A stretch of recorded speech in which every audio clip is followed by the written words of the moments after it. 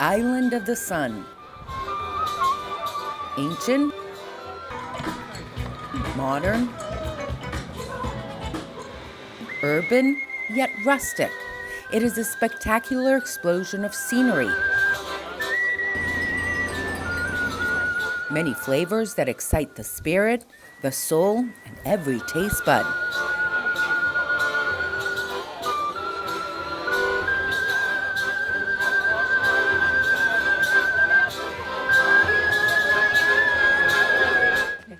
But it is its people whose passion for their land runs deep in their veins that is its true essence. Then he keep and he kissed it. When he put in his lips, born Sicily. Meet some of Sicily's enlightened citizens, a new generation fighting against the old tide.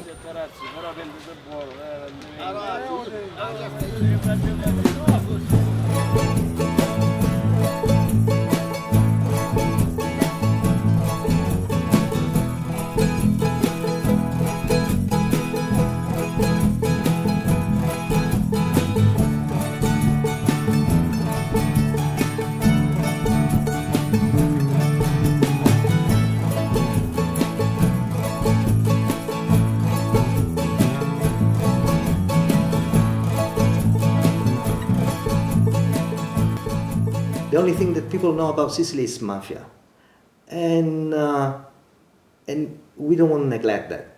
We all fight that on a daily basis. But Sicily is so much more. AlessandroAdorno is an educator, a historian, and a man dedicated to changing the international narrative about Sicily.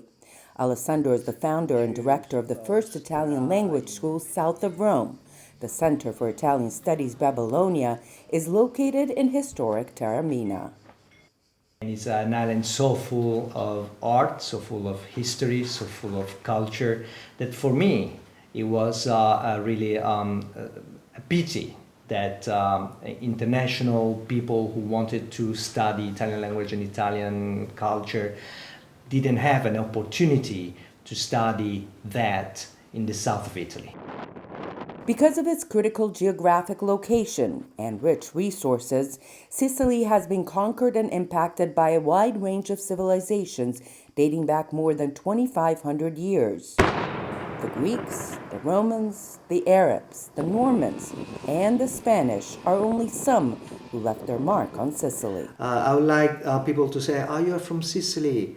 Oh, the land where the three monotheist religions were living together. The first real melting pot society in history, where Muslims, Christians, Jews were living peaceful together and bringing up beautiful culture, beautiful monuments, and so on.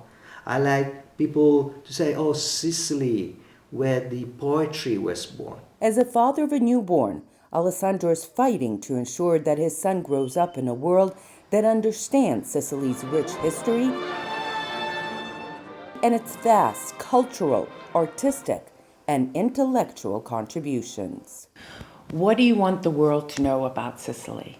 This is a place where fire wins over water. For example, look at the Aeolian Islands.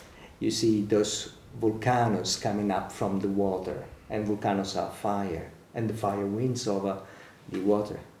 Look at the caponatina in cooking, sour and sweet together.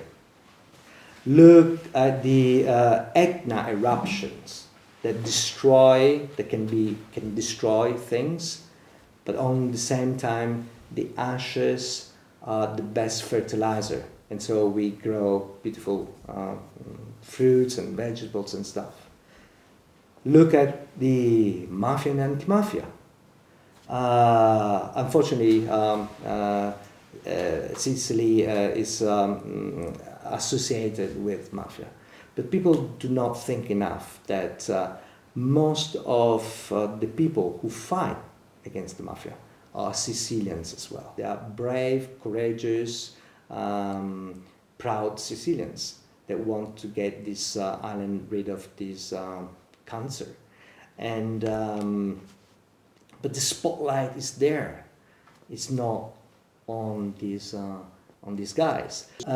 You probably know that Italy has more or less 70% of the UNESCO protected monuments and beauties. Most of them, they are in Sicily. We have beautiful towns from Agrigento, Syracuse, Palermo, Catania, Noto, Modica, and so on and so over. Architectural jewels, but at the same time, you move a little bit far away and you see construction speculation with very ugly neighborhoods. And this is Sicily. Sicily is, again, a beautiful island. It's an island we all love. But it's how can I say? It's a hard taste. It's not a taste for everyone. Wunderbar, Wunderwoman. Yes, but where we Katia Berra is the Wonder Woman of Sicily. was my friend. We took the police, and after I catch the people. And after I ran. Very fast. Very, very fast. She's an athlete who takes on any sport, a world traveler who has lived in places like Kenya, Egypt, Libya, Amsterdam, but she always yearns to return to Sicily. Where's the best job you've ever had? What place is the most exotic place that you? In Kenya. Kenya? You like Kenya? Yes. Why did you like Kenya? Because it's wild. Mama Etna. You call it Mama Etna? Yes. During a week that Mount Etna was particularly active, Katia told me it was like Etna was calling her name. She needed to go see her. And she was not alone. Many other Sicilians made the trek to see what was up with Etna that week. But every time is a good sensation. Why? Because it's my mom, Mount Etna. It's your mom? Yes. It's our mom. She gives us energy, positive energy. Roberto Cirilla is an entrepreneur, a philosopher, and a man for all seasons. The name, it means Sicily. It's one of the oldest names of Sicily. Probably it is coming from two words, like sic, it means land, and Elia is coming from Helios, the sun. You know the Greek name of the sun is Helios. So sic Helios, because it means the land of the sun. The first Greek, when they arrived here, almost 3,000 years ago, they arrived from east. So they have the sun behind. So this land was full of sun. You understand? That's why. So when they arrived, they say, oh look, the land of the sun. Also for the mythology, all the story that they say that they should go in a place with a lot of sun, where the grape growing close to the tree, olive tree, and so that's why one of the first names that the Greek give to Sicily was Sicilias. Roberto and his family own and run Cafe Sicilia, a hopping place in the heart of Giardini Naxos. But beneath the smooth demeanor is a man deeply committed to his homeland. It's the country of the love, it's the country of the sunshine, it's the country of the mafia, it's the country of the fight and of the love. It's a lot of things they're putting together. And we are 6 million people living on this island, so you can imagine it's not an easy place, but it is also an unforgettable place. It's a place that you can't live without. Roberto, like many, are frustrated that a land so rich in so many arenas has not been able to reach its full potential. For example, in all Europe there is people who making money getting the power from the sun to make electricity. Solar energy. Solar energy. We are the last that arrived in this business. And you have the sun. And you have the sun. We can have our industry could be the sun and the beach. That's all. And we know what we're doing. We destroy the beach. We don't use the sun. Nothing. The agriculture. We lost the agriculture. Before this was really a big garden. European policy. They prefer to import the orange and lemon from other country and not from the country who made it, like Sicily or Spain. Our conditions are terrible. If you're looking around here, Taormina and Naxos, everything is perfect. But if you go inside the island, you feel that there is a lot of poverty still. That's awful. it's really stupid. We have a Ferrari, and we are driving like that. We have a 500, a Fiat 500. We can go speed like with the power of Ferrari, but no, we go like the 500. That's really cheap, really cheap. Why do you think that is? Why? Why? Because you can see around. You can imagine if you. Is it the old generation? You speak perfect English. I think maybe the new generation have a new way to see, but it's something that is connected with all political thing, all the Italian things. You see that everybody around you is growing. For example, you can compare two things: Malta, the island of Malta that is just behind us here, and this place. We are almost similar in everything. No, Sicily is much nicer because here you have really a lot of things. Malta is just a dry rocks on the sea, but Malta is full, is packed of people. There's a lot of business. There is no room left. Everything they make fun. They enjoy the people. They really like it. They go back to Malta. Malta, the first industry of Malta is the tourism. They work well on it. They are great. Why can't be the same here in Sicily? Tell me. We work. Maybe we're right to work like a few months in a year because we can't. We don't know how to sell this product. This is the point. We don't know how to put on the market this product. But from the stupid things, sometimes we forget to clean, to wash the street. Sometimes we don't care if there is some garbage in the corner. Sometimes even the people. The people, they don't know how to behave. They throw everything like this, and no one knows that they have to control. This is horrible, really. There is people that they should do a job, they don't know how to do that job. This is the point. Mio nonno era un giornalista, ma non solo, era anche uno scrittore, un drammaturgo. Francesca Fava's grandfather was assassinated by the mafia in 1984.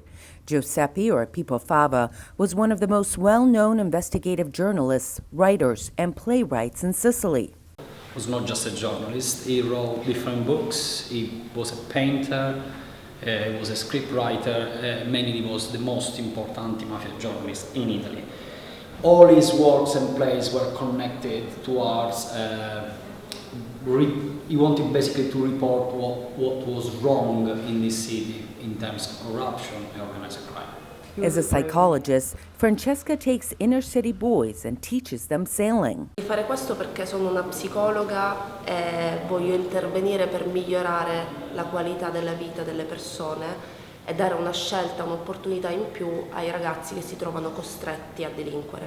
She decided to do that because she's a psychologist. She wanted to use those skills to improve the life of those kids that are born in a ghetto. They don't have too many choices to survive rather than selling drugs on the street. So that's her main decision, to improve the life of those people and give them social awareness. With the dire economic situation in the region, the lure of criminal activity is high for teens, especially in cities like Catania. Perché tu lo fai personalmente? Perché la mia storia mi ha portato ad avere una consapevolezza di quella che è la Sicilia e la voglia di migliorarla, anziché andare via. Yeah, her family history gave her the opportunity to be aware what are the problems in the island. And then she decided to stay here rather than go away to London or to other destinations to find a normal life and a job. She decided to stay here and actually fight it and trying to impede that the mafia will get bigger and bigger, trying to impede it. What do you want the world to know about mafia in Sicily? Mi piacerebbe che sapesse che c'è un movimento antimafia. C'è la voglia di combatterla e di andare oltre, di migliorare il mondo. So she would like that people around the world would know that rather than just mafia, there is even anti-mafia in Sicily. So there are people that try to fight those problems, sort out those problems. And there are different associations and different anti-mafia movements. It sounds like the anti-mafia movement is really taken off here in Sicily. But, the Godfather, the Sopranos, all of those shows are still prevalent. Unfortunately, you're correct. We need to have a fundamental paradigm shift from the States, from the Italian-American community in the States. to the television industry, to the literary industry, who deified criminals. Going back to 1972 when The Godfather came out, which many American of Italian extraction can quote that movie chapter and verse, have glorified every one of the characters to the point where they are, has made many, many, many of the stars and directors for the last 3 decades at the top of the movie industry. But what movies or what books have been written to really portray the brutality and the psychotic actions of the real mafioso? We've beautified something that's ugly in America. So in order to de-mafiatize the United States, there has to be a fundamental shift.